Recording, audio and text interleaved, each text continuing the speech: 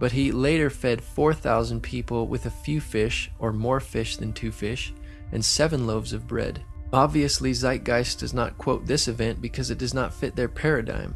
According to Zeitgeist hermeneutic, it could just as easily be called the age of bread, but there is no such thing. Jesus also healed people, gave sight to the blind, raised the dead, walked on water, and cast out demons of people, but there is no astrological ages accompanying these miracles. Besides, fish and fishermen are also mentioned in the Old Testament, which predated Jesus and was prior to the age of Pisces.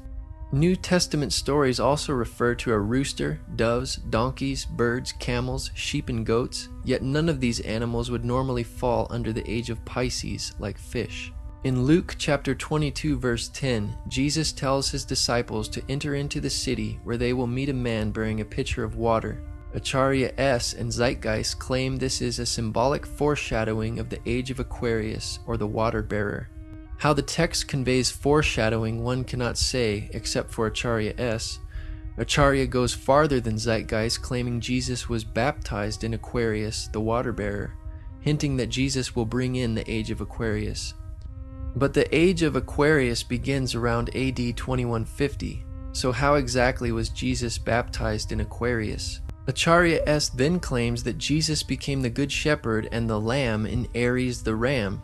Aries, from about 2150 BC to AD 1, which has already been attributed to Moses, is now attributed to Jesus, but has nothing to do with Jesus, just as it had nothing to do with Moses. A lamb is not a ram and has nothing to do with shepherding sheep. The only parallel here is that they are animals. This is a wild generalization. She goes on to state that Jesus told parables of the sowing and tilling in the fields in Taurus the bull. Acharya has now attributed all 4 of these ages to Jesus somehow. But which one is it?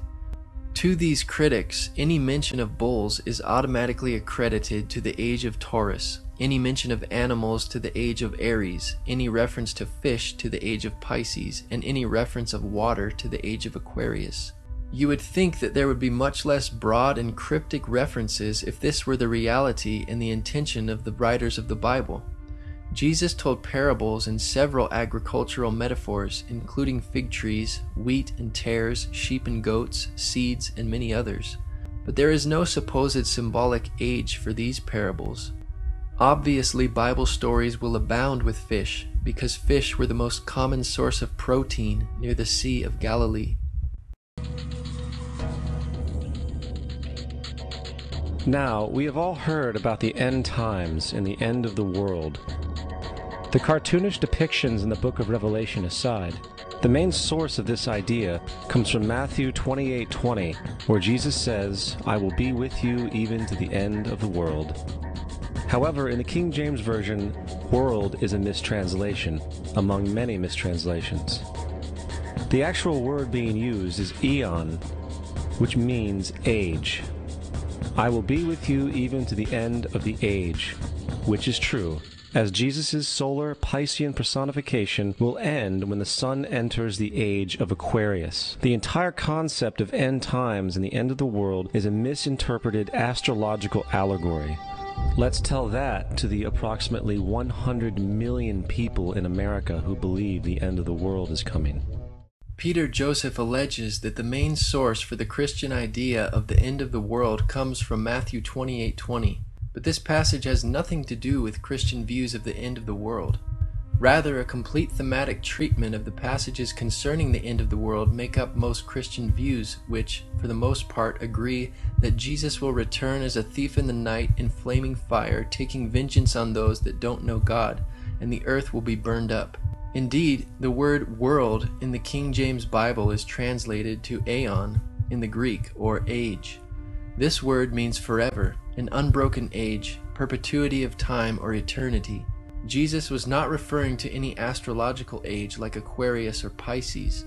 He was referring to the end of the world, or the end of the times as we know it.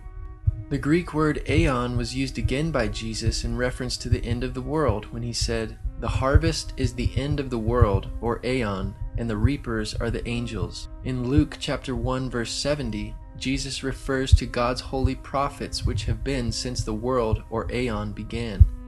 God's prophets, such as Moses, did not live in the astrological age of Pisces as Jesus, yet Jesus includes them in this passage. It is obvious Jesus is not referring to an astrological age here. Paul stated in Romans 12:2, "Do not be conformed to this world or aeon, but be transformed by the renewing of your mind."